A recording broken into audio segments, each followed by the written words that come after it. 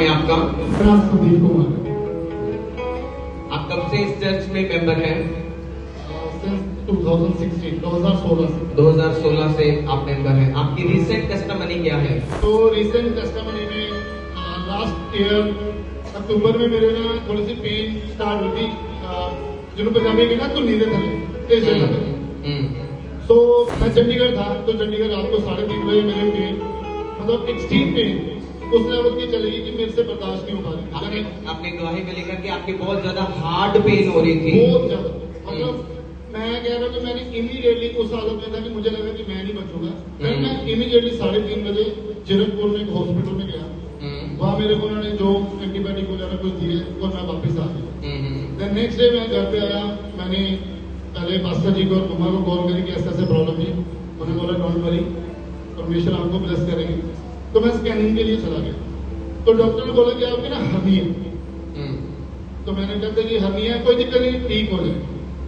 Ignore कर दिया और सब आप लोग देखते हैं। तो हम लोग चर्च में संडे होता तो हुआ क्या, अभी रिसेंट लास्ट मंथ मैं मीटिंग में था। मैं भी परमेश्वर ने बहुत अच्छी जॉब के साथ मेरे को ब्लेस किया। आपकी जॉब क्या है ये बताओ? मैं SBI में ट्रेनर हूँ। हालेलुया। मैं अपनी बड़ी अच्छी जॉब मेरे को इस चर्च में आने के बाद ही मैं ब्लेस हुआ हूँ, बहुत ब्लेस। और कोई ऐसा टाइम था मैं 1 रुपए के लिए करता था। तो मैं अपनी जॉब के दौरान क्या हुआ कि मेरे को एकदम से ना पेन शुरू हो गई। मेरी वाइफ मेरे सामने है, किसी को नहीं मैंने बताया, और उस लेवल की पेन हो गई कि आप समझ सकते हो। मैंने अपनी सिस्टर को कॉल करके पता क्या बोला कि दीदी मेरी 4 पॉलिसीज हैं यहाँ पे पड़ी हुई हैं, अगर मुझे कुछ हो गया, मुझे लगता है कि हो जाएगा जो मेरे हालात है, बट मैं फिर भी अपने परमेश्वर पर विश्वास करता हूँ। मेरे अगुए मेरे मदर मेरे साथ हैं। इन्होंने अपनी गवाही में लिखा कि इतनी हाईली पेन थी कि जब हॉस्पिटल में NHS में चेक करवाने के लिए गए तो डॉक्टर ने बताया कि आपकी वेन जो है वो फट गई है। बिल्कुल बिल्कुल। और उनकी जो नस थी वो फट चुकी थी और डॉक्टर ने बोला इमीडिएटली इंस्टेंट अभी आपको सर्जरी करवानी होगी। और जब ये हॉस्पिटल में जब ऑपरेशन थिएटर में थे तो इन्हें वहाँ पे क्या एक्सपीरियंस हुआ जब आप थिएटर में? मैं ऑपरेशन थिएटर में था तो मैं जाने से पहले मैंने पास्टर जी को कॉल किया। मैं कहा पास्टर जी मैं विश्वास करता हूँ आप हमेशा हमारे साथ हैं, तो आपकी ब्लेसिंग हमें हमेशा रहेगी। तो मैं कहा पर फिर भी मेरे को डर रहा था। तो मैं अंदर गया, डॉक्टर ने बोला कि आपकी ना नस फट गया। मैंने अपने फैमिली को भी नहीं बताया कि आपको वेंटिलेटर पे भी डालना पड़ सकता है।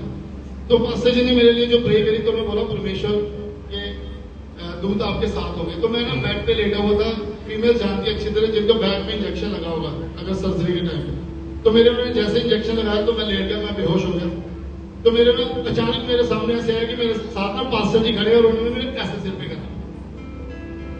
उधर से एक सिस्टर आई, कहती ब्रदर आप क्रिश्चियन हो? हाँ जी। कहती मैं भी क्रिश्चियन हूँ, डोंट वरी आपके साथ परमेश्वर हमेशा बने रहेंगे।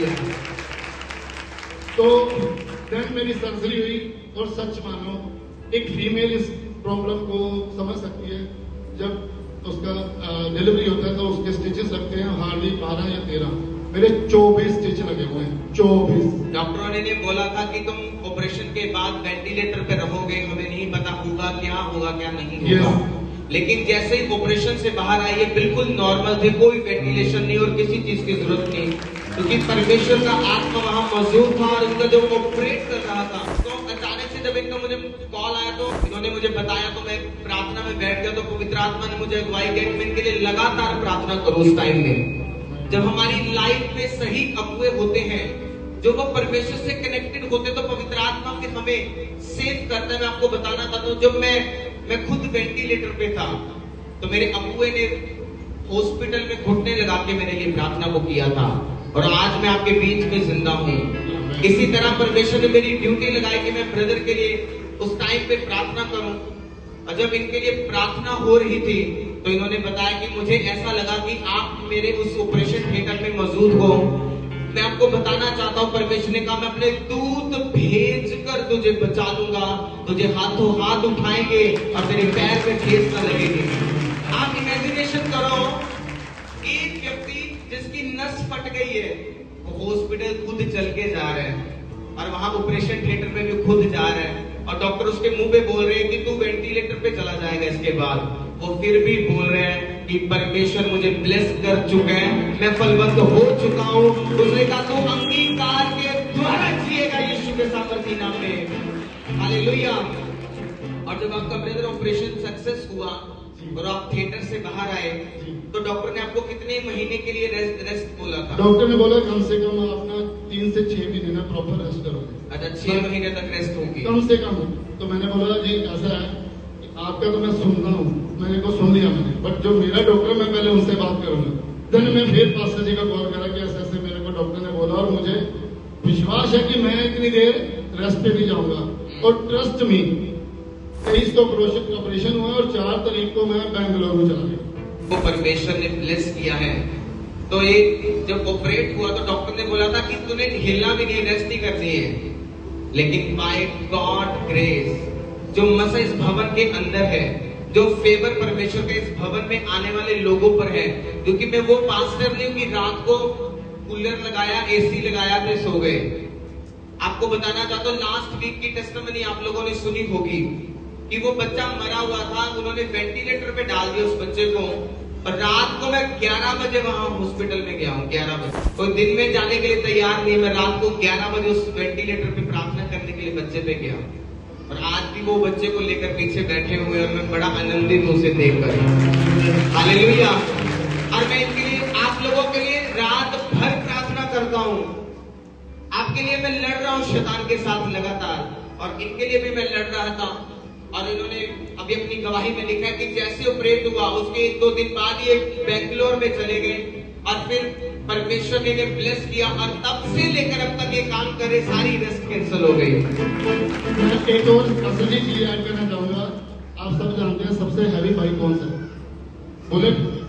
बुलेट पे आता हूँ, बुलेट पे जाता हूँ परमेश्वर की वजह से। गाड़ी भी ड्राइव कर रहा हूँ, बाइक भी चला रहा हूँ, पैदल भी चल रहा हूँ, दौड़ भी रहा हूँ, भाग भी रहा हूँ, कोई दिक्कत नहीं, पूरा ब्लेस हो चुका हूँ।